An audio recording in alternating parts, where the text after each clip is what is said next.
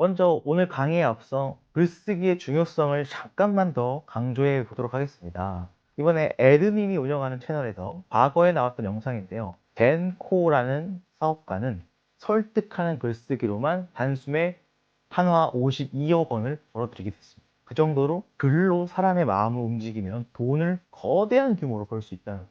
이거는 수도 없이 사례가 많죠. 또 최고의 사업가 빌 게이츠도 다독가이지만 또 글을 많이 쓰는 다작가로도 유명하죠. 또 제프 베조스는 쓰지 않으면 생각할 수 없다. 즉 가상량, 생각을 하기 위해서 글쓰기는 정말 필수 아이템이라는 거죠. 저도 그래서 블로그랑 페이스북과 유튜브 커뮤니티에 항상 글을 남기고 있습니다. 네, 오늘은 5강이죠. 본격적으로 필사하는 글쓰기 특강 수업 시작합니다. 자, 오늘은 알베르 까미의 시지프 신화라는 책의 일부분을 발췌해서 필사하고, 여러분 직접 필사해야 돼요. 자, 필사라는 게 샤프나 펜으로 직접 노트에다가 필사하시던지 아니면 노트북으로 직접 타이핑 하시던지, 제가 발췌 부분 다 여기다가 공개해 놓을 거니까, 아니면 적어도 그냥 좀 나는 처음 이 영상을 수강할 때는 그냥 침대에 누워서 편하게 듣고 싶어 라는 분은 혼자 침대에서 듣고 말해보는 거예요. 적어도 3번 정도 그 작업을 하는 거예요. 말하는 것도 필사가 아니라 설사죠. 말설로 복사하는 거죠. 다이어리아 설사 거 말고요. 어쨌든 죄송합니다. 식사하시던 분은 좀 눈살 찌푸리겠네요. 저는 텍스트 문서에 이미 필사해 놨거든요. 그거 보여드리면서 직접 컴퓨터 파일로 어떻게 글을 쓰고 오레오 법칙이랑 제목 어떻게 짓는지, 의외성과 구체성, 그 다음에 또 뭐예요? 퇴고 어떻게 하는지랑, 자, 1강이 뭐였어요? 1강이 오레오 법칙, 의견 제시하고 근거 제시하고 사례 제시하고 다시 의견 강조하고, 두 번째, 가독성을 높이려면 글을 어떻게 풀었으냐, 문장을 짧게 쓰고, 그 다음에 설명을 쉽게 하는 방법, 이런 것들입니다. 3강은 뭐예요? 3강은 제목 짓는 방법, 아까 말했죠? 의외성과 구체성. 그 다음에 4강은 퇴고. 이 원칙에 의해서 글을 한번 서술해 볼까 합니다. 그래서 여러분도 한번 글을 써보세요. 이 수업을 듣고 글을 길게 안 써도 되니까 짧게 오레오 법칙에 의해서 써서 저희 유료 강좌 댓글에 남겨주시는 거예요. 그러면 수강생들끼리 서로 피드백도 주고, 이 글 너무 좋은 것 같아요 라고 좋아요 해주고, 아니면은 이 글의 이 부분은 좀 그렇네요 라고, 그러니까 물론 이제 안 좋은 댓글 다는 건 좀 그러니까 수강생들끼리 더 건강한 컬처 만들어 봅시다 한번. 그 다음에 여러분 당연히 그 글을 타 플랫폼, 블로그나 페이스북으로 그대로 옮기셔도 됩니다. 서로 다른 플랫폼에서 표절이 거의 없어요. 근데 여러분이 쓰신 글을 그대로 옮기셔도 됩니다. 그 다음에 당연히 여러분이 직접 여러분의 이름을 쓰면 여러분의 글이 되는 거죠. 자동적으로 저작권이 생기는 거죠. 좋습니다. 오늘은 그래서 시지프 신화의, 알베르 까미가 저서한 시지프 신화의 어느 부분을 필사해 볼 거냐면요. 저는 이미 텍스트 문서로 적어놨는데, 네, 143페이지. 시지프 신화의 143페이지 철학과 예술. 죄송합니다. 철학과 소설. 부조리한 창조라는 쪽이에요. 부조리한 창조. 제가 한번 낭독해 드릴게요. 부조리의 인색한 공기 속에서 유지되는 이 모든 삶은 거기에 생명력을 불어넣는 어떤 심오하고 변함없는 사상 없이는 지탱될 수 없을 것이다. 여기서 그것은 어떤 특이한 충실성의 감정, 바로 그것일 수밖에 없다. 우리는 의식 있는 사람들이 가장 어리석은 전쟁의 소용돌이 한가운데서도 자기 모순을 느끼지 않은 채 스스로의 임무를 충실히 수행하는 것을 보았다. 그 어느 것 하나도 배제해서는 안 된다는 점이 중요하기 때문이다. 이처럼 세계의 부조리를 지탱해 나가는 데서 맛볼 수 있는 형이상학적 행복이란 것이 존재한다. 정복 혹은 연기 무수한 사랑, 부조리한 반항 같은 것들은 인간이 미리부터 패배한 전장에서 자신의 존엄성에 바치는 경위인 것이다. 여기까지 단락이고, 단락 하나 더 말할 겁니다. 조금 내용이 어려운 것 같은데 제가 다 풀어서 해설해 드릴 거니까 너무 걱정하지 마세요. 자, 두 번째 단락이죠. 다만 중요한 것은 전투의 규칙을 충실히 지키는 것이다. 이 생각 한 가지만으로도 정신의 자양을 공급하기에 충분할 수 있다.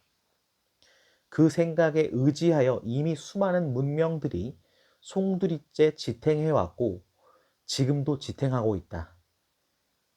전쟁을 부정하지는 못한다.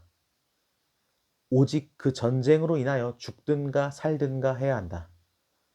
부조리도 이와 마찬가지다. 중요한 것은 부조리와 더불어 살아 숨쉬는 것, 그것이 주는 교훈을 인정하고 그것의 살을 되찾는 것이다. 이런 면에서 부조리한 즐거움의 전형은 바로 창조다. 예술, 오로지 예술. 우리는 예술을 가지고 있기에 진리로 인하여 죽지 않을 수 있다. 라고 니체가 말했다. 네, 여기까지입니다. 제가 바로 이 두 단락을 보여드릴 거예요, 영상으로. 그때 뭐 길게는 안 해놓을 거니까 여러분이 정지 버튼 누르고 당연히 뭐 하셔야 돼요? 필사하셔야 돼요.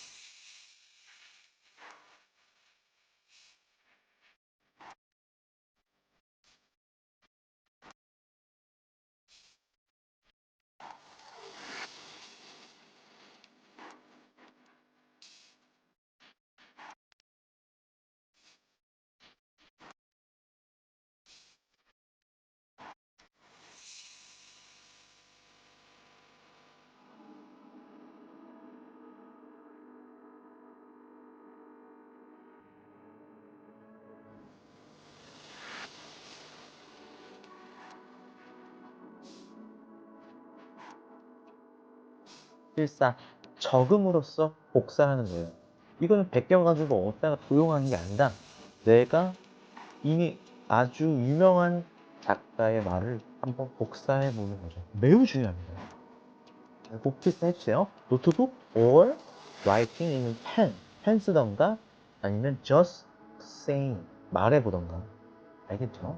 자, 이제 컴퓨터로 가서 한번 오레오 가독성 제목짓기 회복 다 해봅시다. 네. 자, 이렇게 필사해 놨습니다. 필사해 놨고 제가 한번 글을 한번 써볼게요. 자, 뭐라 그랬어요? 제목짓기. 제목짓기는 의외성과 그 다음에 구체성, 숫자를 넣어야 된다.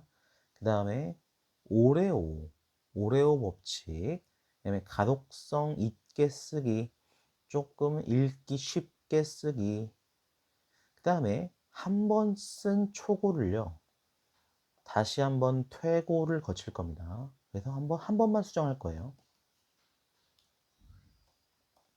한 번만 수정할 겁니다. 자, 한번 글을 써보죠. 자, 다시 한번 읽어보면서 한번 글을 어떻게 쓸지 고민해 볼게요. 부조리의 인색한 공기 속에서 유지되는 이 모든 삶은 거기에, 이 거기라는 거는 삶이죠. 이 삶의 생명력을 불어넣는 어떤 심오하고 변함이 없는 사상 없이는 지탱될 수 없을 것이다. 즉 부조리한 그 너그럽지 않은 인색한 이 억압과 압박, 횡포에서 생명력을 찾으면서 인생을 살아나가려면은 뭔가 엄청난 뚝심이 있어야 될 것이다. 그것은 어떤 특이한 충실성의 감정, 바로 그것일 수밖에 없다. 충실성. 내 스스로 충실히 믿고 있는 어떤 신념이나 뚝심이겠죠. 우리는 의식 있는 사람들이 우리는 의식 있는 사람들이 가장 어리석은 전쟁의 소용돌이 한가운데서도 자기 모순을 느끼지 않은 채 스스로 임무를 충실히 수행하는 것을 보았다. 자, 여기서 재료를 좀 써 볼게요. 재료. 자기 모순. 전쟁에서의 자기 모순. 그건 뭘까요?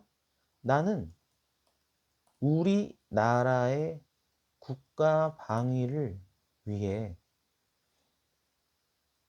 외려 타인을 살인해야 하는 모순이 있으나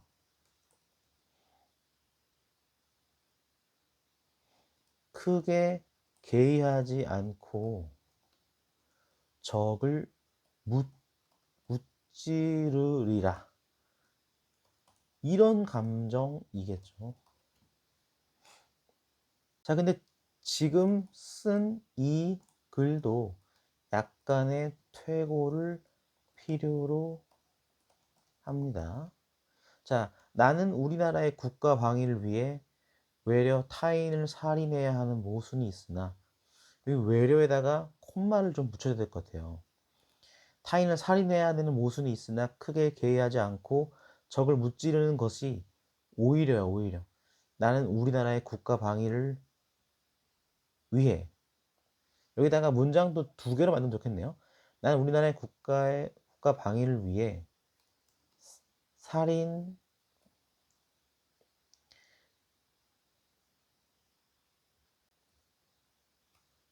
앞에다가 이걸 넣어주면 좋겠네요. 살인은 언제나 금기였다. 그러나 나는 우리나라 국가 방위를 위해 외려 금기시되는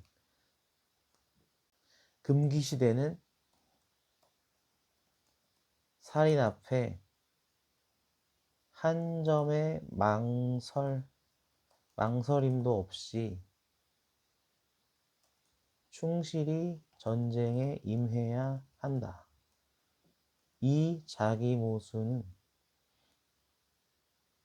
얼마든지 정당화될 수 있다. 마치 정당방위처럼 말이다. 나를 죽이려 드는 사람에 대해서는 어쩔 수 없는 선에서 나를 지키려는 목적하에 상대를 죽일 수도 있는 법이다. 자, 요렇게 좀 퇴고를 해야겠죠. 요건 지우고요. 다시 한번 볼게요. 살인은 언제나 금기였다. 문장이 짧죠. 딱 끊고. 그러나 나는 우리나라의 국가 방위를 위해 외려 금기시되는 살인 앞에 한 점의 망설임도 없이 충실히 전쟁에 임해야 한다. 문장이 좀 길어지네요. 그죠? 그렇다 보니까, 그러니까 문장을 풀어 쓰다 보니까 좀 문장의 숫자가 늘어났죠. 그래서 너무 한 줄에 쓰지 말고 끊어야 된다. 짧게 써야 된다라는 거죠. shortly. 이 자기 모순은 얼마든지 정당화될 수 있다. 또 끊어요. 짧게. 마치 정당방위처럼 말이다. 나를 죽이려 드는 사람에 대해서는 어쩔 수 없는 선에서 나를 지키려는 목적하에 상대를 죽일 수도 있는 법이다. 자, 글이 괜찮죠? 자, 이렇게 자기 모순에 대한 재료로서의 글을 집필해 봤습니다. 저술해 봤습니다. 자, 집필이 아니라 저술이죠. 다시 위에 읽어볼까요? 그래서 이렇게 의식이 있는 사람들이 가장 어리석은 전쟁의 소용돌이 한가운데서도 자기 모순을 느끼지 않은 채 어떻게 사람을 죽이는 그 나쁜 행동을 어떻게 자기 모순을 하나도 안 느낀 채로 스스로의 임무에 충실히 행할 수 있는 것을 우리는 관찰했다. 전쟁 일으키면 우리나라 지키기 위해서 북한군 또는 타인 어떤 나라 뭐 외군 외세 침략 어떤 이방인, 어떤 외국인이어도 전쟁이라는 조건 하에서는 얼마든지 자기 모순을 느끼지 않은 채 살인을 할 수 있었다는 거죠. 그 어느 것 하나도 배제해서는 안 된다는 점이 중요하기 때문입니다. 그래서 이 문장에서는 양가성이 드러나는 것 같아요. 무조건 죽이면 안 돼. 살인은 무조건 안 되는 거야가 아니라 어떤 조건에서는 살인이 허용된다는 그것마저도 배제하면 안 된다는 거. 이것도 한번 적어 봐야겠네요. 재료 2. 여기는 재료 1, 재료 2. 나는 양가적 사고를 즐긴다. 살인은 절대로 안 된다고 들어왔지만 그 명제에 의문을 품어 보거든 얼마든지 예외를 찾을 수 있었다. 그리고 이런 예외를 배제해서는 아니 된다는 생각을 중시한다. 자, 일단 이렇게 썼어요. 근데 이것도 조금 좋진 않아 보여, 느낌이. 자, 다시 읽어볼까요? 나는 양가적 사고를 즐긴다. 동전도 양면이 있지 않은가? 이렇게 붙여주면 좋겠네요. 살인은 절대로 안 된다고 들어왔지만 그 명제에 그 절대적인 윤리 명제라고 하면 좋겠죠. 의문을 품어보거든 얼마든지 예외를 찾을 수 있었다. 그리고 이런 예외를 배제해서는 아니 된다는 생각을 나는 중시한다.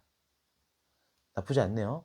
요 부분 뒷부분이 조금 씁쓸하지만 찝찝하지만 나쁘진 않아요. 재료 2 좋습니다. 자, 너무 좋죠 수업이.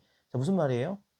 이렇게 필사한 내용인데도 전혀 다른 글귀, 전혀 콘텐츠는 같은 결을 가지지만 전혀 정말 전혀 다른 문장이 되고 있죠. 그게 바로 필사하는 글쓰기 특강의 핵심입니다. 여러분 꼭 이렇게 여러분만의 글귀를 글쓰기를 통해서 작성해 주시고 꼭 댓글까지 달아주세요. 이처럼 세 개의 부조리를 지탱해 나가는 데서 자, 다음 문장 한번 읽어볼게요. 다음 단락이네요. 이처럼 세 개의 부조리를 지탱해 나가는 데서 맛볼 수 있는 형이상학적 행복이란 것이 존재한다. 자, 일단 이거부터 제가 찾아본 건데 형이상학이 뭔지 저도 정확하게 몰랐어가지고 찾아봤어요. 형이상학은 마르크스 유물사관과 대비되며 또 자연과학과 대비되는 또 초경험적 가치를 사유하는 작업이기에 경험적 대상을 위주로 연구하는 자연과학과도 대비되는 개념이다. 이렇게 적어놓으면 나쁘지 않네요. 이렇게 부연 설명, 간략히 첨가, 매우 굿. 나쁘지 않죠? 자, 이렇게 글의 재료를 좀 만들어 놓는 거예요. 필사를 통해서 나의 사고가 열리는 거죠, 정말. 자, 형이상학적 행복이 존재했대요. 이 부조리, 이 막 전쟁을 해도 이 상관이 없는 이 세계, 자기 정당방위, 국가방위라는 그 철학, 거기에서 이상한 형이상학적 행복이라는 게 존재하고 맛볼 수 있었고, 그것은 일제강점기 아니면은 서구 열강의 강점, 식민지, 정복이라는 거죠. 그 다음에 그 안에서도 뭔가 전우애, 사랑, 아니면 막 부조리한 반항, 뭘까요? 뭐 수많은 식민지 사회에서 아주 부조리한 반항, 거의 테러리스트급으로. 자, 저것도 좋네요. 재료 4. 부조리한 반항, 잘못된 형태로 진행한, 거행한 반항이 돼 그것은 철저히 자신의 존엄을 지키고 국가의 안위를 지키는 일이 없다. 자, 뭐가 있을까요? 부조리한 반항? 가령 예컨대 안중근 의사의 홍커우 의거를 보라. 그는 테러리스트인가 아니면 의거를 거행한 독립운동가인가? 관점에 따라 다를 것이다. 자, 좋죠? 안중근 의사의 홍콩 의거를 보라. 그는 테러리스트인가 아니면 의거를 거행한 독립운동가인가? 관점에 따라 다를 것이다. 부조리한 반항, 잘못된 형태로 거행된 반항이래. 분명히 잘못된 형태, 여기 예시를 또 넣어줘야겠죠. 잘못됐다는 것도 가치 판단이지만, 가령 이토 히로부미를 사살한 것, 즉 엄연히 살인으로 간주되는 행위. 그렇죠? 이게 잘못됐다고 말할 수는 없어요. 그죠? 이게 부조리한 반항. 이토 히로부미를 사살한 것, 그거를 거행한 반항이래. 그것은 철저히 자신의 존엄을 지키고 국가의 안위를 지키는 일이었다. 라고 말할 수 있죠. 여기서 가치 평가의 양가성을 또 입력해 놓을 수 있겠네요. 매우 좋죠. 아무튼 또 보세요. 부조리한 반항 같은 것들은 인간이 미리부터 패배한 전장에서, 자, 다시 보면은 정복 혹은 연기, 무수한 사랑, 부조리한 반항 같은 것들은 인간이 미리부터 패배한 전장에서 이미 패배했어요. 왜냐면은 살인을 저지르고 있잖아요. 내가 해면 안 되는 그 자기 모순. 하지만 난 충실히 국가 방위를 위해서 살인을 저지르겠어라는 그 미리부터 패배한 자기 자신의 도덕성에 패배한 무릎을 꿇은 전장에서 그나마 자신의 존엄성에 바치는 경의인 것이다. 아, 글이 너무 좋죠. 여기서 가름할 수 있겠네요. 더 쓸 필요 없을 것 같습니다. 다만 중요한 것은 전투의 규칙을 충실히 지키는 것이다. 규칙을 지키는 것이다. 이 생각 한 가지만으로도 정신의 자양을 공급하기에 충분할 것이다. 자, 까미는 뭐라 그랬냐? 알베르 까미의 글귀를 보면 규,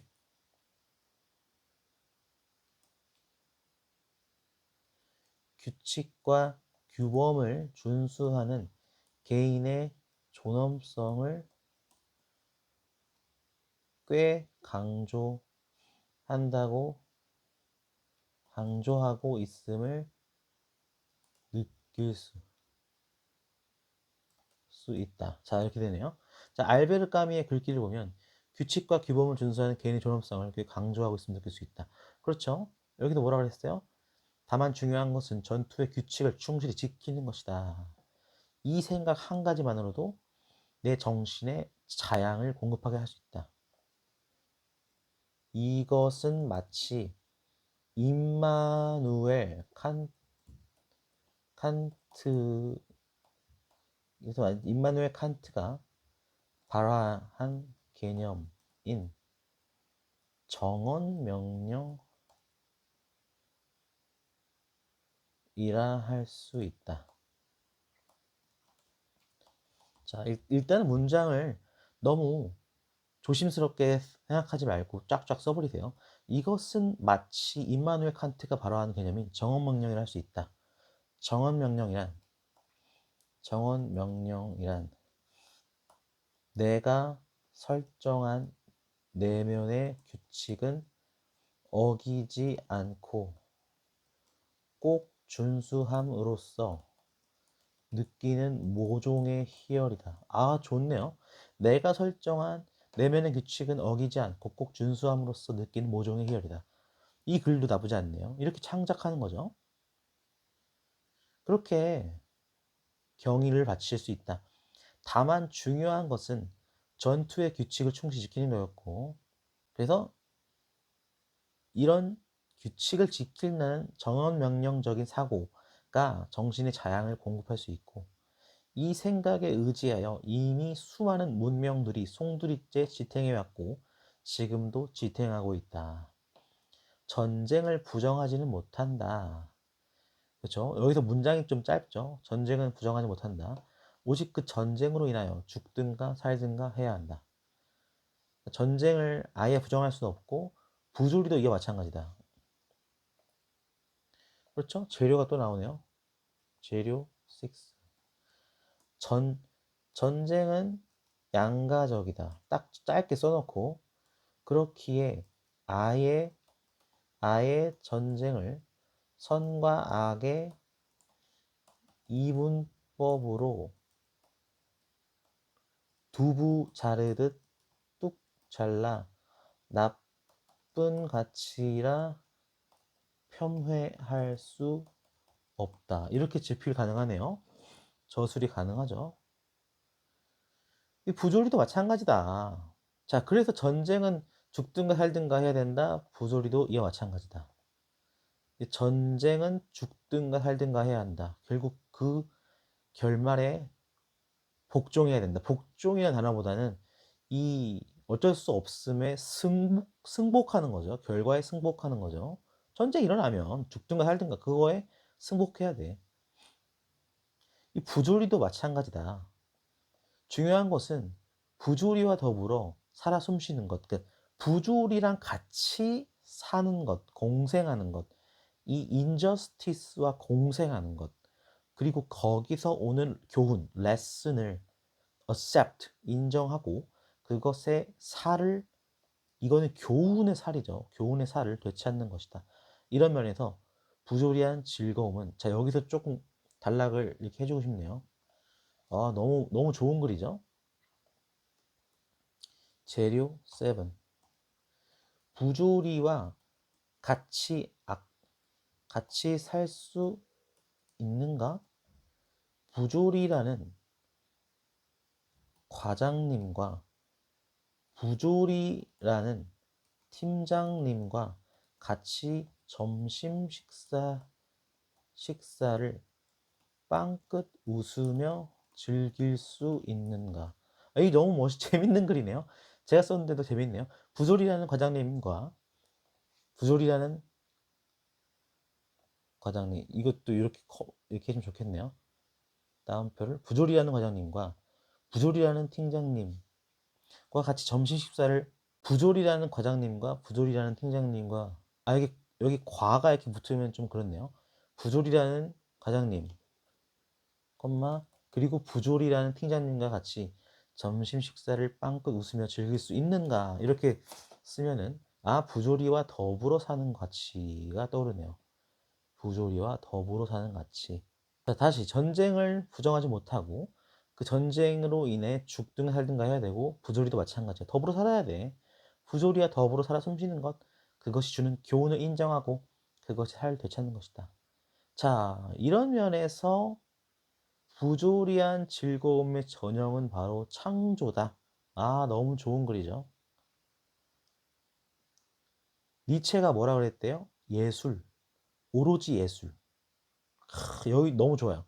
예술, 오로지 예술, 그 다음에 구두점. 너무 아름답죠. 느껴지죠. 음성 지원되죠. 우리는 예술을 가지고 있기에 그 도그마, 여기 진리는 좋은 말이 아닌 것 같아요. 그 도그마로 인하여 죽지 않을 수 있다.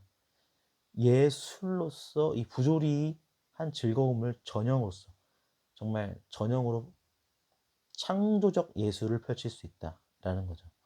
그래서 무슨 말이냐? 재료 8. 자, 여기서 부조리는 뭐예요? 전쟁이라는 양가적 행위, 그 자기 모순 속에서, 그죠? 이렇게 쓰고, 다시 말해 국가와 민족을 지키기 위해서 다른 호모 사피엔스를 처단해야 하는 그 자기 모순 속에서 웃음을 웃음과 사랑을 잃지 않으려거든 오로지 예술, 창조적 예술성을 갖추어야겠다. 이렇게 말하면 되겠네요. 일단 이렇게 써놓고, 자, 항상 일단 적어버린다. 적어버린다. 왜요? 초고는 쓰레기니까 퇴고하면 되니까. 게다가 이거 지금 재료 쓰는 거야. 막 쓰란 말이야. 그죠? 전쟁이라는 양가적 행위 그 자기 모순 속에서 다시 말해 국가와 민족을 지키기 위해서 다른 호모 사피엔스를 처단해야 하는 그 자기 모순 속에서 웃음과 사랑을 잃지 않으려거든 오로지 예술, 창조적 예술성을 갖추어야겠다. 아, 나쁘지 않네요. 좋습니다. 요런 재료를 바탕으로 한번 제목을 지어보겠습니다. 초고, 제목 지어볼게요. 제목은 의외성과 구체성이 있어야 한다. 기억나죠? 제목 영광스러운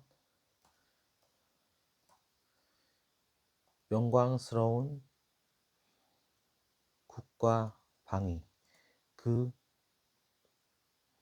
아름다운 살인.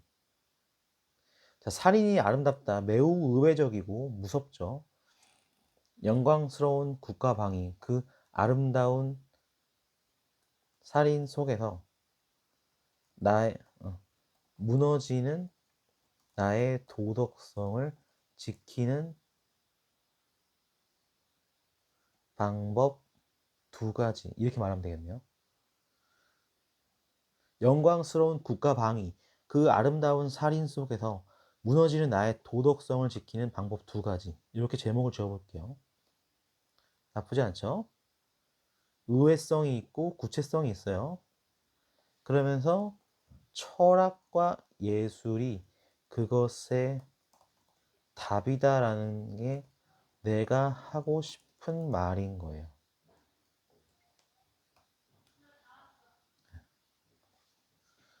아, 참고로 저는 맞춤법은 다소 무시합니다. 결국 맞춤법은 중요하지 않아요. 자, 글 한번 써볼게요. 본문입니다. 본문. 자, 이제 본문은 무슨 법칙을 써야 돼요? 오레오죠. 오레오. 오레오. 오레오 뭐예요? 의견 제시, 그 다음에 근거 제시, 그 다음에 사례 제시, 자, 그 다음에 의견 강조. 요게 하버드 글쓰기 비법이다 라는 겁니다. 가봅시다. 자, 여기서 본문입니다. 본문. 제목은 이거예요. 제목은.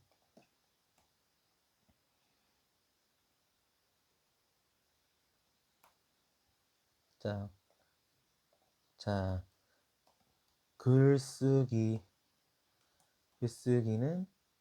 너무 방대한 양으로 쓰지 않겠어요. 나름 한 단락 정도만 창작합시다. 여러분도요.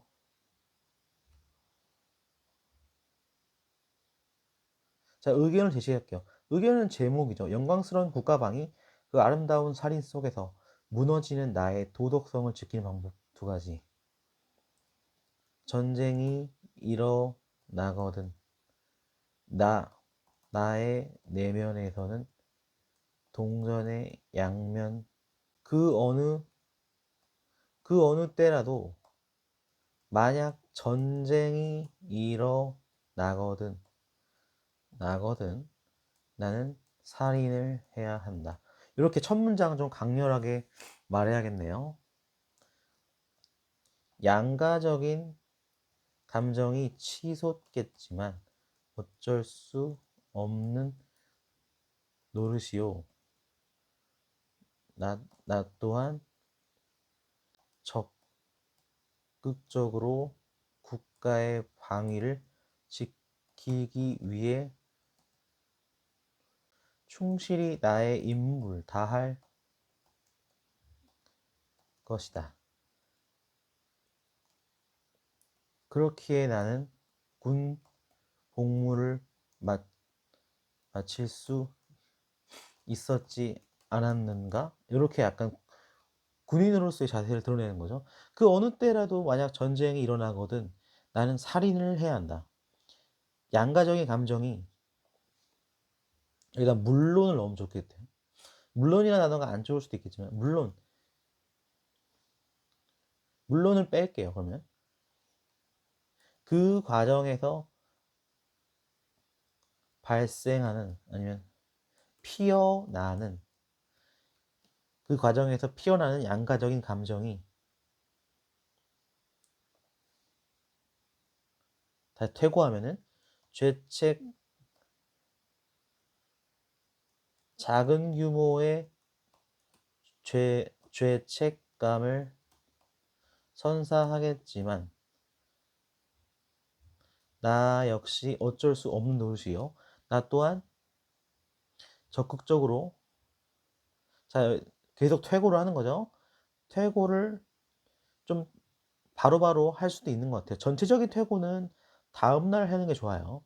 하지만 즉각적인 퇴고 나쁘지 않습니다. 자, 그 어느 때라도 만약 전쟁이 일어나거든 나는 살인을 해야 한다.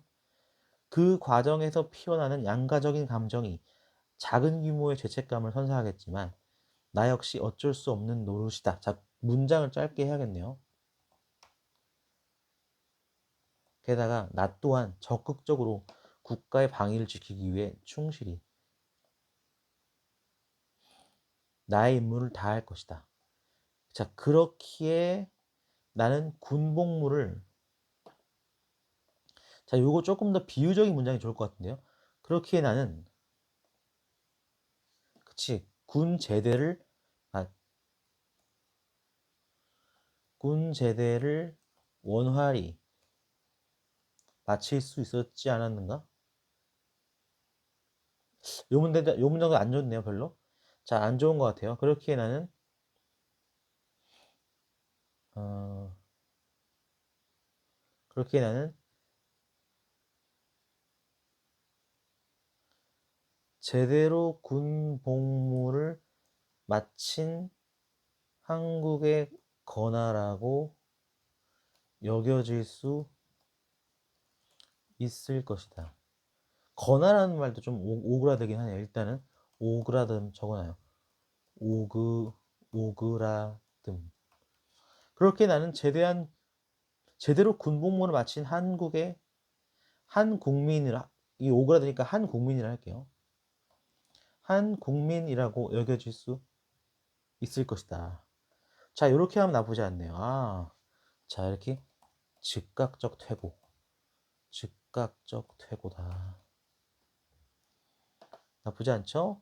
그래서 자, 영광스러운 국가방위. 그 아름다운 살인 속에서 무너지는 나의 도덕성을 지키는 방법. 자, 이렇게 해놓고 여기다가 좀 음, 반대 의견을 넣을 거예요. 반대 의견. 하지만 어디까지나 이는 심리적 정당화에 지나지 않는다. 왜냐? 나는 사람을 죽였을 테니 말이다. 이렇게 이렇게 한번 역접을 하는 거죠. 역접을. 그죠? 그러면서 이어서 하지만 어디까지나 이는 심리적 정당화에 지나지 않는다. 왜? 나는 사람을 죽였을 테니 말이다. 그 모든 미분되어 버린 작은 살인의 추억, 그리고 그 사륙의 과정은 나의 뇌리에 스며들어 모종의 트라우마로 작동해 나갈 것이다. 미래의 그 어느 때에도 말이다. 자, 이렇게 쓰면 굉장히 문학적이고 철학적인 글이 되네요. 하지만 어디까지나 저런 식의 양가적 모순에 대해서 심리적 정당화를 하고 있는데, 나 그것은 사람을 죽였기 때문이야. 난 양가적인 죄책감이 생길 거야. 그 모든 미분되어 버린 작은 살인의 추억, 그리고 자, 이거 그 모든 미분되어 버린 작은 살인의 추억, 그리고 그 사륙의 과정은 나의 뇌리에 스며들어 모종의 트라우마로 작동해 나갈 것이다. 미래의 그 어느 때에도 말이다. 그렇다면 그 트라우마를 극복하는 묘책은 없는 것일까? 딱 이렇게 하면서 니체의 문구를 인용하면 되겠죠. 아까 그 문장. 이 정도는 인용해도 되잖아요. 예술, 오로지 예술, 우리는 예술을 가지고 있기에 진리로 인하여 죽지 않을 수 있다. 라고 니체는 말했다. 요거를 카피 앤 페이스트 해오죠.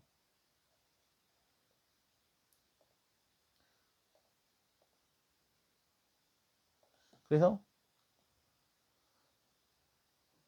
여기다가 니체는 말했다 라고 약간 도치법을 먼저 써준 거죠. 그렇다 라고 인정해주면서 예술은 우리의 트라우마를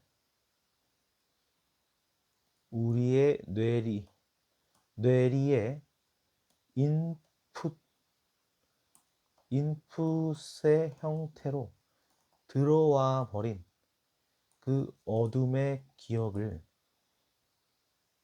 정화하는 그 카타르시스의 미학이 아닐 수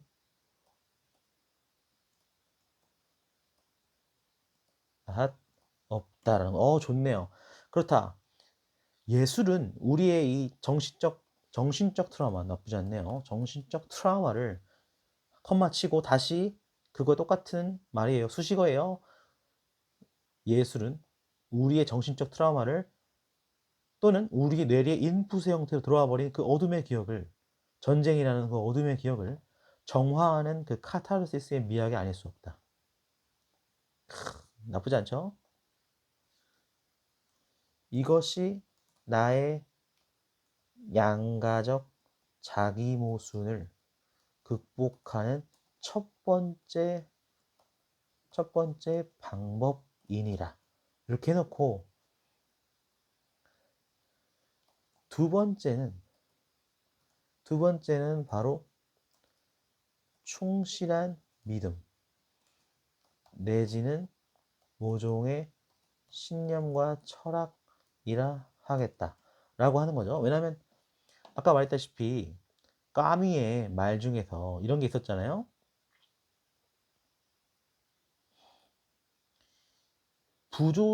첫 문장이죠. 부조리한 인색한 공기 속에서 유지되는 이 모든 삶의 그 생명력을 불어넣는 어떤 심오하고 변함없는 사상 없이는 지탱될 수 없을 것이다 라고 했죠.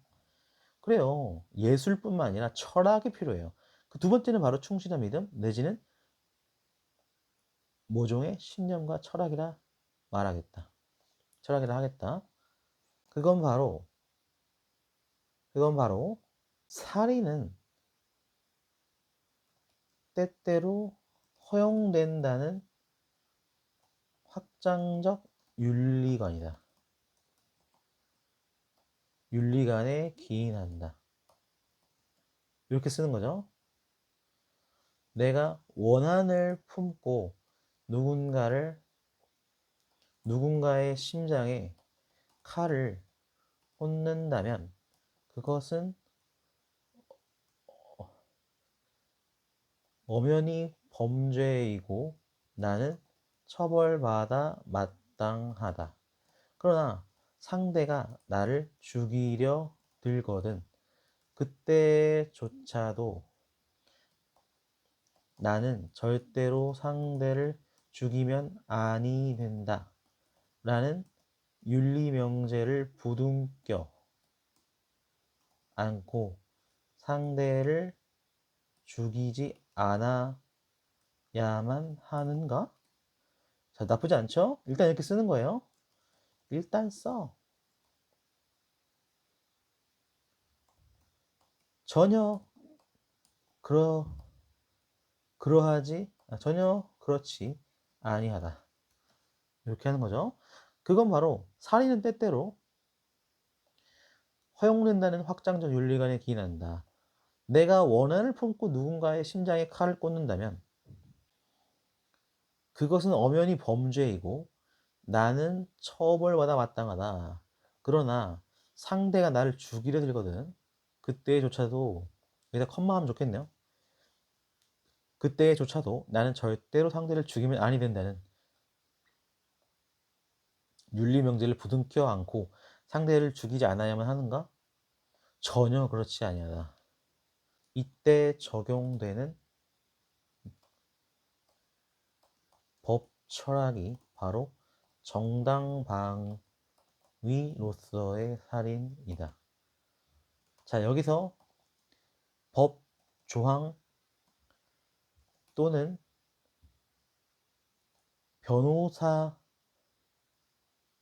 변호사의 조언을 섞으면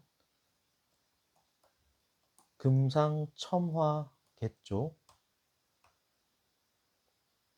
아무튼 이렇게 해서 근거를 대는 거예요. 자, 아까 주장이 뭐였어요? 전쟁이 일어나거든 나는 살인을 해야 되고 그 양가적인 감정을 극복하는 방법, 영광스러운 국가 방위, 그 아름다운 살인 속에서 무너지는 나의 도덕성을 지키는 방법은 철학과 예술이 답이다. 철학과 예술이 답이다. 예술은 예술은 정신적 트라우마를 예술은 정신적 트라우마를 정화하는 카타르시스의 미학이었고 철학은 또 확장적 윤리관에 대해서 정당방위라는 논리를 지켜낸 거죠. 얻어낸 거죠. 정당방위로서의 살인입니다. 자, 그래서 마무리할게요. 그렇기에 이런 형태의 살인, 국가 방위와 정당 방위,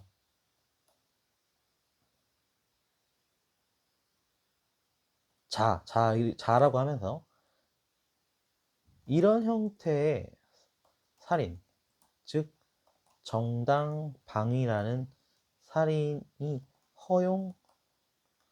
허용된다면 국가 수준에서는 국가 방위로서의 살인이 곧 전쟁이라고 칭할 수 있겠다. 이렇게 쓰면 되겠죠? 자, 이런 형태의 살인. 지금 논리를 펼친 게 내가 살인하면은 윤리적 가책, 양심의 가책을 느낄 것 같지만 그거는 정신적 트라우마를 예술로 극복해도 되고 그다음에 철학으로서는 내가 원한을 품고 누군가를 죽인다면 그거는 처벌받아 마땅하지만 근데 그것이 아니라 상대가 나를 죽이려 들 때의 정당방위 그 논리로서는 나의 살인이 허용된다. 그리고 그걸 국가 수준으로 확장시켰을 때 국가방위로서의 살인도 전쟁이기 때문에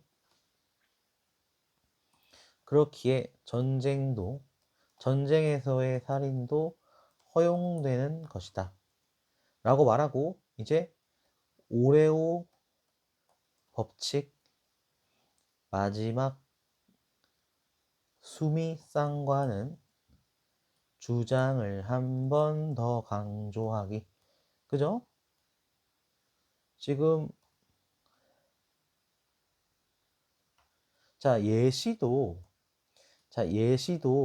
써주면 좋아요. 예술로 정신적 트라우마를 극복한 케이스 붙여주고 찾아보면 다 있죠. 그 다음 정당방위 내지는 국가방위 사례. 예컨대 세계 2차 대전에서 맨해튼 프로젝트를 이끌고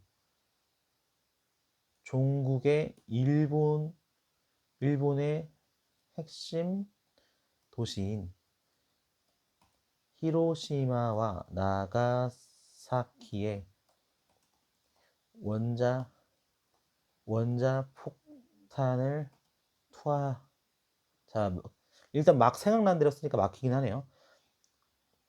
어쨌든 2차 세계대전에서 맨해튼 프로젝트를 이끌고 종국의 일본의 핵심 도시인 히로시마 나가사키 원자 폭탄을 투하했던 그 살인도 그저 전쟁이라는 국가 방위로서 허용되는 가치인이라 이렇게 되는 거죠. 이렇게 예시 드는 거죠. 자, 요게 예시예요, 예시. 이게 바로 example. 그죠? 네, 마지막에 수미상관.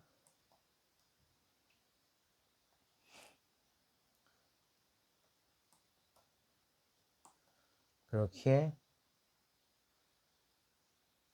나는 전쟁으로 인한 양가적 감정을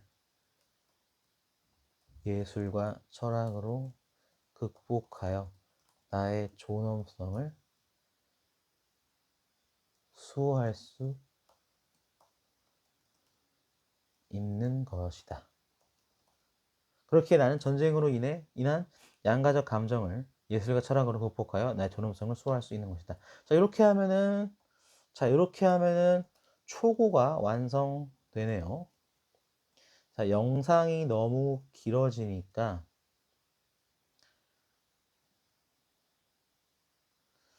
제가 1에서 3일 안에 완성된 원고를 댓글로 남기겠습니다. 자, 앞으로 수업은 초고 저술, 그리고 댓글은 완성된 원고 남기기. 자, 이런 식으로 수업 진행할게요. 좋습니다.